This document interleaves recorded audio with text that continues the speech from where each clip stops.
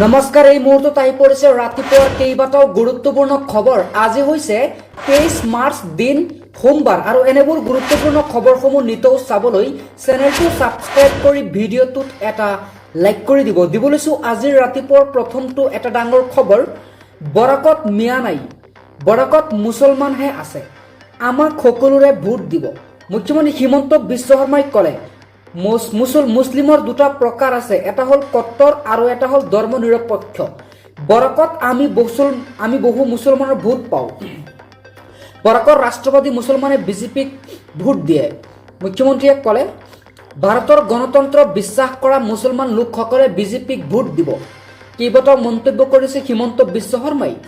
তেওঁ ক'লে বৰাকৰ বহু মুছলমান ইয়াৰ খিলঞ্জীয়া নাগৰিক। আমাৰ কাৰো লগত কাজিয়া নাই। মুখ্যমন্ত্ৰী ক'লে আমাৰ কাৰো লগত কাজিয়া নাই, আমি ৰাষ্ট্ৰবাদী মুছলমানৰ লগত আছো। আমি ৰাষ্ট্ৰবাদী যিসকল মুছলমান আছে তেওঁলোকৰ লগত সদায় আছো। তেওঁ বৰাকত উপস্থিত হৈ মুখ্যমন্ত্ৰীয়ে কৰিলে এই কেইবাটাও মন্তব্য। আন এটা খবৰ, ঢেকীয়াজুলিত সংঘটিত হৈছে এক ভয়ংকৰ দুৰ্ঘটনা আৰু এই ভয়ংকৰ দুৰ্ঘটনাত থিতাতে নিহত হৈছে 6গৰাকী লোক। নিশা ৰাজ্যবাসীৰ বাবে ঢেকীয়াজুলিৰ পৰা আহিছে এটা খুবেই দুখবৰ। এক ভয়ংকৰ দুৰ্ঘটনাত পতিত হৈছে 6জনকৈ লোক। 6জনকৈ লোকৰ মৃত্যু থিতাতে হৈছে। ট্ৰাক আৰু এম্বুলেন্সৰ মাজত মুখামুখি সংঘৰ্ষ হোৱাৰ ফলতেই এই দুৰ্ঘটনাখন সংঘটিত হৈছে। ৰোগীসহ ৰোগীৰ আত্মীয় আছিল এই এম্বুলেন্সখনত। হস্পিটাললৈ নিয়াৰ পথতে ৰোগীসহ দুৰ্ঘটনাত পতিত হৈছিল এই এম্বুলেন্সখন। টিউলিপ চাহ বাগিচাৰ পৰা ৰোগী কঢ়িয়াই আনিছিল এখন এম্বুলেন্সে। পৰৱৰ্তী খবৰ, যিহেতু জুবিন গাৰ্গৰ ফটোত গুৰ মাৰিছিল এজন কংগ্ৰেছী আৰু এই গুৰ মাৰা কংগ্ৰেছীক ইতিমধ্যে আৰক্ষীয়ে গ্ৰেপ্তাৰ কৰিছে। ছাদুল্লাহ সিকদাৰ এইজন যুৱকৰ নাম। ছাদুল্লাহ সিকদাৰে জুবিন গাৰ্গৰ ফটোত গুৰ মাৰিছিল।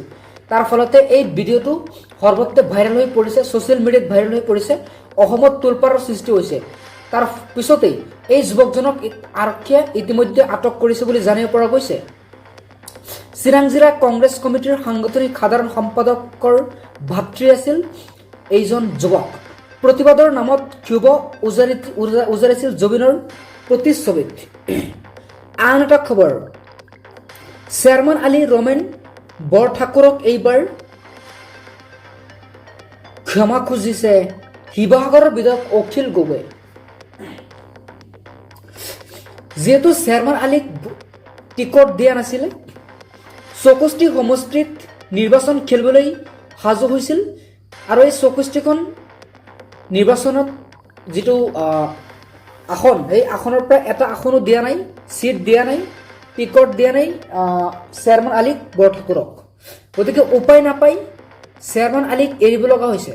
উপায়হীনভাৱে ৰমেনে বৰঠাকুৰক আমি এৰিব লগা হৈছে। ধৈৰ্য কোঁৱৰ, বাবুল সোৱণশীল, হৰিকান্ত দাসকো এৰিছো বুলি মন্তব্য কৰিছে অখিল গগৈয়ে। বহু জিকিবলগীয়া প্ৰাৰ্থীক, দুৰ্ভাগ্যজনক প্ৰাৰ্থীক এৰিবলগীয়া হৈছে টিকটৰ পৰা। এইদৰে কেইবাটাও বিস্ফোৰক মন্তব্য কৰিছে অখিল গগৈয়ে। আটাইকেইগৰাকীৰ ওচৰত আমি কৰজোৰে ক্ষমা বিচাৰিছো। এইবাৰ বিজেপিৰ পৰা পদত্যাগ কৰিছে বিহপুৰীয়াৰ বিধায়ক অমিয় কুমাৰ ভূঞা। অমিয় কুমাৰ ভূঞাই ইতিমধ্যে বিজেপিৰ পৰা ত্যাগ কৰিছে। তেওঁ টিকট কৰ্তনৰ পাছতেই বিজেপি ত্যাগ কৰিছে। তেওঁ টিকট পোৱা নাছিল, টিকট কৰ্তন কৰা হৈছিল তেওঁৰ নামত। গতিকে তাৰ ফলতেই তেওঁ বিজেপি ত্যাগ কৰি দিলে। বিজেপি ত্যাগ কৰি তেওঁ লগে লগে কংগ্ৰেছত যোগদান কৰিছে। টিকট কৰ্তনৰ পাছতেই ক্ষোভ উজাৰিছিল বিহপুৰীয়াৰ বিধায়কগৰাকীয়ে। তাৰ পাছতেই কংগ্ৰেছত যোগদান কৰিছে। শীৰ্ষ নেতৃত্বলৈ পদত্যাগ পত্ৰ প্ৰেৰণ কৰিছে অমিয় ভূঞাৰ নামত। প্ৰাথমিক সদস্য পদত্যাগ অমিয় কুমাৰ ভূঞাৰ। আন এটা খবৰ, সৰুপথাৰত তীব্ৰ প্ৰতিবাদৰ সন্মুখীন হ'ব লগা হৈছে APCCৰ সভাপতি গৌৰৱ গগৈ। Gaurav Gogoi go back. সৰুপথাৰত কেৱল গৌৰৱ গগৈ গো বেক ধ্বনি দেখি পোৱা গৈছে। কংগ্ৰেছৰ সভাপতি গৌৰৱ গগৈৰ সন্মুখতেই গৌৰৱ গগৈ গো বেক ধ্বনিৰে উত্তাল কৰিছে প্ৰতিবাদ একাংশ লোকে। Gaurav Gogoi go back, Gaurav Gogoi go back, এই এটা ধ্বনিৰেই উত্তাল কৰি তুলিছে সমগ্ৰ সৰুপথাৰ। আন এটা খবৰ, আজিয়ে ছেভ কৰক আপোনালোকে দুটা ফোন নম্বৰ, মিছ কল দিলেই আপোনালোকে পদূলিতে লাভ কৰিব চিলিণ্ডাৰ। যদি আপুনি চিলিণ্ডাৰ লাভৰ পৰা বঞ্চিত আছে, চিলিণ্ডাৰ পোৱা নাই, তেতিয়াহ'লে আপোনালোকৰ বাবে এটা খুবেই ভাল খবৰ। আপোনালোকে ইতিমধ্যে দুটা নম্বৰ আপোনালোকক জনাই আছোঁ। এই দুটা নম্বৰ আপোনালোকে আপোনালোকৰ মোবাইলত বা বহীত নোট কৰি ৰাখক। এই দুটা নম্বৰতে আপোনালোকে কল কৰাৰ পাছতে বুকিং কৰিব পাৰিব গেছ চিলিণ্ডাৰ। নম্বৰকেইটা কি আপোনালোকক সবিশেষ জনাইছোঁ। দুটা নম্বৰ, প্ৰথম নম্বৰটো হৈছে যে যেহেতু IOLCৰ তৰফৰ পৰা জনতাক বিশেষ সকাহ দিছে, গতিকে এই দুটা নম্বৰ কি কি সবিশেষ জনাইছোঁ। নম্বৰ দুটা আপোনালোকে নোট কৰি ৰাখক। মুকলি কৰা হৈছে আপোনালোকৰ বাবে দুটাকৈ বিশেষ নম্বৰ। এই দুটা নম্বৰৰ পৰা আপোনালোকে ফোন কৰিব 8927225667। এটা নম্বৰ হৈছে এইটো, এই নম্বৰটো আপোনালোকে ছেভ কৰি ৰাখক। লগতে আন এটা নম্বৰ জনাইছোঁ আপোনালোকক 8391990070। এই দুটা আপোনালোকৰ বাবে অতিকৈ গুৰুত্বপূৰ্ণ নম্বৰ। পৰৱৰ্তী খবৰ, আলফাই আক্ৰমণ কৰিছিল মুখ্যমন্ত্ৰী হিমন্ত বিশ্ব শৰ্মাক। তাৰ প্ৰত্যুত্তৰত মুখ্যমন্ত্ৰী হিমন্ত বিশ্ব শৰ্মাই গৰিহণা যোগাইছে। গৰিহণা কৰিছে মুখ্যমন্ত্ৰী হিমন্তই। গুলীয়াগুলীত 4 পৰা 5জন আৰক্ষী আহত হোৱাৰ তথ্য আহি পৰিছে। আৰক্ষীয়েও গুলীৰেই উগ্ৰপন্থীৰ দলটোক দিয়ে প্ৰত্যুত্তৰ। শেহতীয়াকৈ এই ঘটনাক লৈ প্ৰক্ৰিয়া ব্যক্ত কৰিছে ৰাজ্যৰ মুখ্যমন্ত্ৰী ডক্টৰ হিমন্ত বিশ্ব শৰ্মাই। এই সমগ্ৰ ঘটনাটোক লৈ নিন্দনীয় আখ্যা দিছে ৰাজ্যৰ মুখ্যমন্ত্ৰী হিমন্ত বিশ্ব শৰ্মাই। হিমন্তই ক'লে, আৰ্মি আৰু আৰক্ষীয়ে অভিযান আৰম্ভ কৰিছে। ইতিমধ্যে আৰ্মি আৰু আৰক্ষীয়ে অভিযান আৰম্ভ কৰিছে। যিয়ে এই ঘটনা সংঘটিত কৰিছে তেওঁলোক শীঘ্ৰেই জালত পৰিব।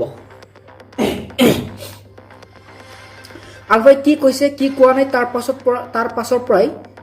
পাছত কোনো প্ৰয়োজন নাই ক'লে মুখ্যমন্ত্ৰীয়ে। মুখ্যমন্ত্ৰীৰ আন এটা খবৰ, অসমত NDA পাব 104খনকৈ আসন। সমাগত নিৰ্বাচনৰ আগতে মুখ্যমন্ত্ৰীয়ে ভৱিষ্যতবাণী কৰিছে। তেওঁ ক'লে, আজিৰ প্ৰেক্ষাপটত অসমত বলিছে বিজেপিৰ দৌ। অসমত NDA পাব 104খনকৈ আসন। 104খনকৈ আসন লাভ কৰিব NDA। প্ৰথমবাৰলৈ আসন সন্দৰ্ভত মুখ্যমন্ত্ৰী হিমন্ত বিশ্ব শৰ্মাই দিলে গ্ৰীণ ছিগনেল দিলে।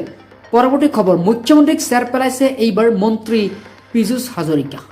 শক্তি প্ৰদৰ্শন দেখিবলৈ গৈ পদ্ম পীযুষ ৰূপকে ধৰে চেৰ পেলালে মুখ্যমন্ত্ৰী হিমন্ত বিশ্ব শৰ্মাক। লাখে লাখে জনতাই ওলাই আহিছে আশীৰ্বাদ দিবলৈ পীযুষ হাজৰিকাক। ভোটযুদ্ধৰ পূৰ্বে 2026ৰ নিৰ্বাচনত মনোনয়ন পত্ৰ দাখিল পৰ্বত নিজৰ শক্তি আৰু সমৰ্থন প্ৰদৰ্শন কৰিছে শাসক বিৰোধীৰ প্ৰাৰ্থীসকলে। মনোনয়ন পৰ্বত শক্তি প্ৰদৰ্শনৰ ক্ষেত্ৰত মুখ্যমন্ত্ৰী হিমন্ত বিশ্ব শৰ্মাক চেৰ পেলালে বিজেপিৰ 3গৰাকী প্ৰাৰ্থীয়ে।